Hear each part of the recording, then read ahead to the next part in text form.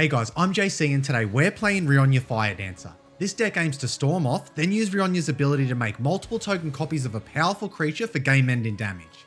If you want to learn more about this deck, then make sure to swing by the channel where we have a deck tech discussing all of the included cards as well as the overall strategy. Let's see if our opponents are ready for the Mono Red Storm.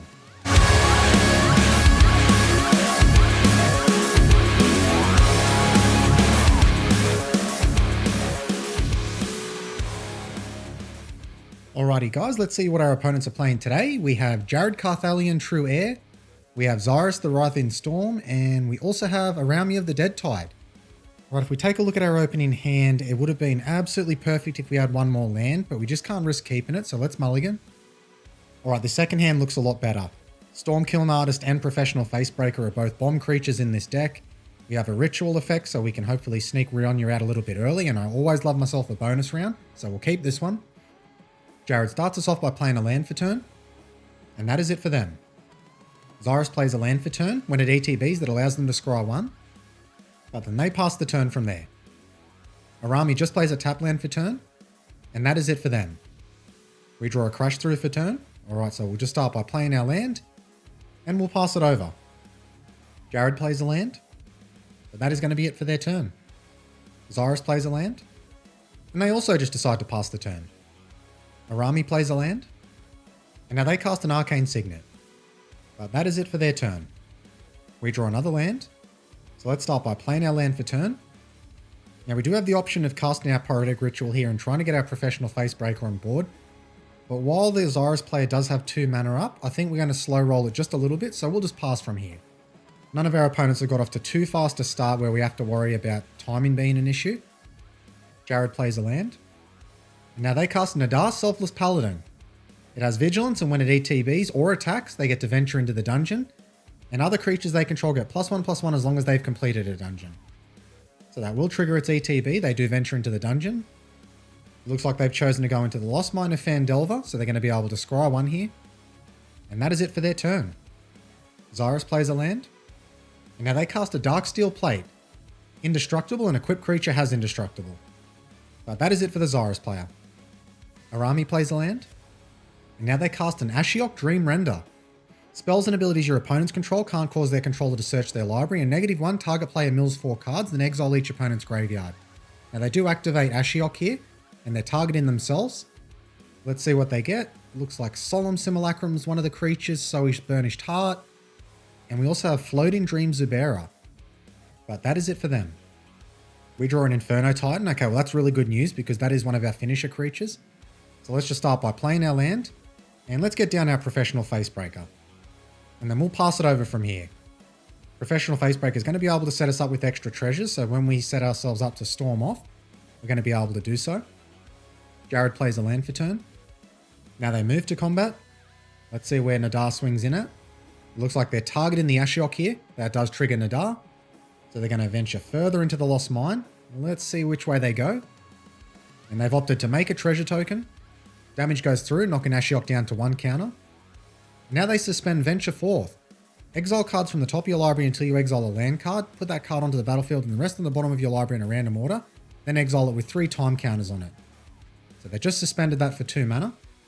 And now we move to the Xyris player's turn. They start by playing a tap land for turn, a Path of Ancestry. But that's going to be it for them. Araumi plays a land for turn.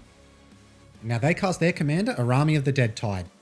You can tap it, exile cards from your graveyard equal to the number of opponents you have. Target creature card in your graveyard gains Encore until end of turn. The Encore cost is equal to its mana cost. Next, they play a Zulaport Cutthroat. When Zulaport Cutthroat or another creature you control dies, each opponent loses 1 life and you gain 1 life. Now they do activate Ashiok here, it is going to kill it, but they're able to mill 4 cards and then exile each opponent's graveyard. Looks like they hit a Sepulchral Primordial, a Wonder as well. So the Wonder being in the graveyard means that as long as they control an island, creatures they control have flying, which they do.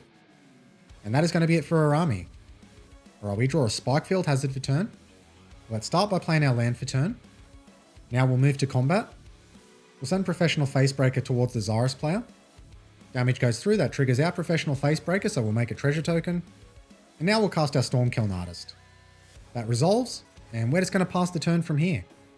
If we can manage to keep our board state and the Xyris player doesn't have mana up, then I think we're going to be in a pretty strong position next turn. Now, Venture Forth does lose a suspend counter, so it's currently down to 2. Jared plays a land. Now they move to combat. Nadar comes our way. That is going to trigger Nadar. So let's see what room they go into next. They decide to give target creature -4, -0 until their next turn, and they do target Stormkiln Artist with that. That's not a problem for us at all. We don't really plan on using Stormkiln Artist to go to combat. At least not the original version. We'll take the damage. That knocks us down to 37. Alright, let's see what they do in their second main phase now. Well, it looks like they cast their commander, Jared Carthalion. When Jared ETBs, target opponent becomes the Monarch. You can't become the Monarch this turn. If damage would be dealt to Jared Carthalion while you're the Monarch, prevent that damage and put that many 1/1 counters on it. And it looks like they target the Xyris player for the Monarchy. And after that, they cast an enchantment targeting their commander, Shield of the Oversoul. As long as the enchanted creature is green, it gets +1/+1 and has indestructible. And as long as it's white, it gets +1/+1 and has flying. And that's it for their turn. Xyris plays a land. Now they cast their commander, Xyris the Writhing Storm. That does trigger their Path of Ancestry, so they're going to be able to scry 1. Xyris says whenever an opponent draws a card except the first one they draw in each of their draw steps, create a 1/1 snake creature token. And when Xyris deals combat damage to a player, you and that player each draw that many cards. Now they move to their end step, Monarchy triggers, so they get to draw a card. And that is it for their turn. Well, Araumi does have a pretty full graveyard here, so let's see if they do decide to bring anything back. They start their turn by playing a tap land for turn, a Myriad Landscape. And it looks like they are activating Araumi here. They might go for their Solemn Simulacrum just so they can ramp a little bit more. They might just take this turn off to build up a few more resources. And that seems to be the case. They do target Solemn Simulacrum here. So now 3 Solemns enter the battlefield. That's going to trigger them 3 times. So Araumi's going to be able to put 3 basic lands onto the battlefield tapped. Now they move to combat. Each Solemn's going to attack a different player.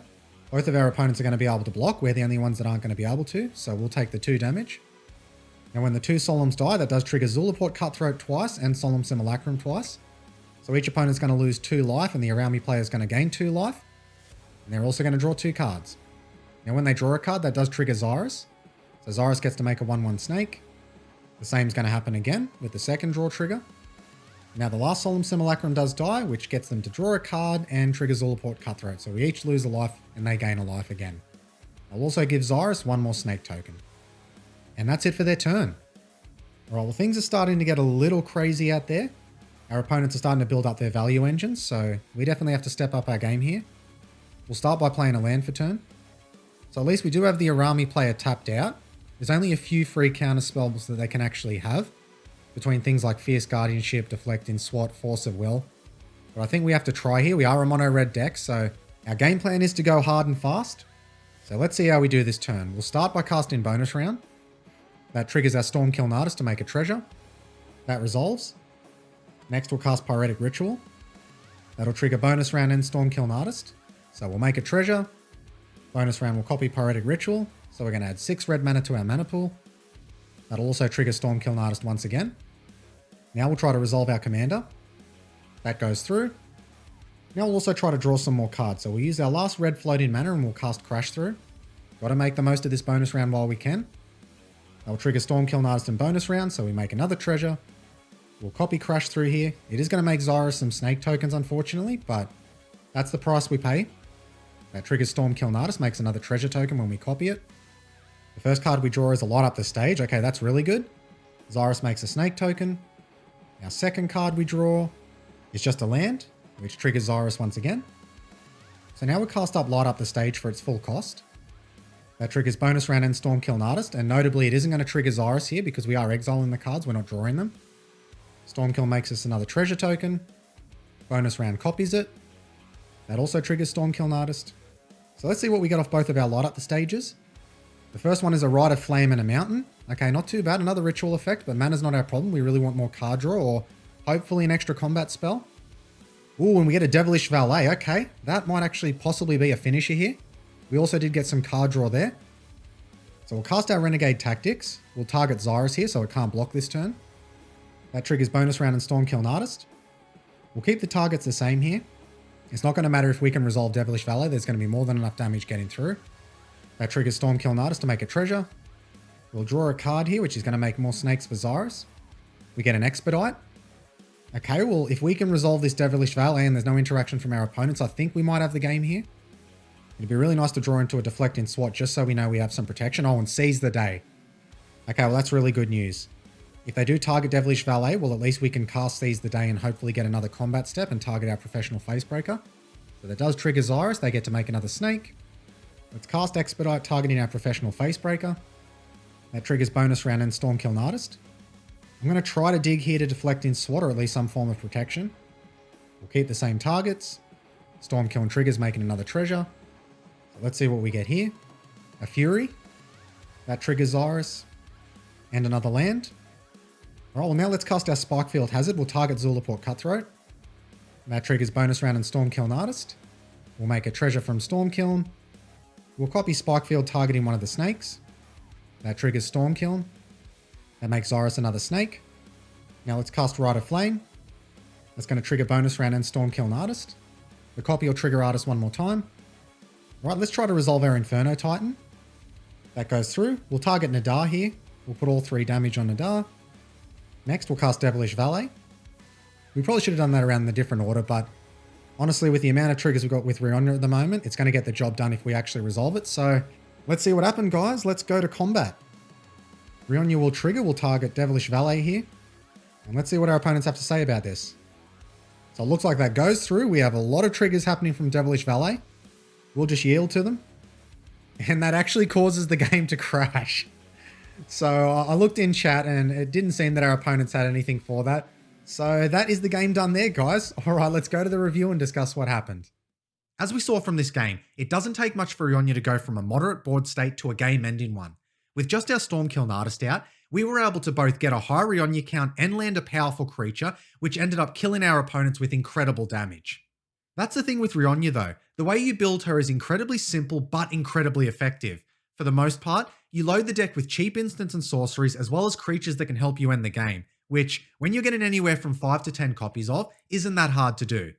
This is why when you play against a Rionya deck, you can never really take your eyes off them, even if they only have their commander out. All it takes is resolving one Jeska's Will or a Mana Geyser to end the game with scary consistency. Well, that's it for today's video. If you enjoy killing your opponents with incredible amounts of damage out of nowhere, then Rionya's the commander for you, because really, what's more mono red than that? Until next time, guys.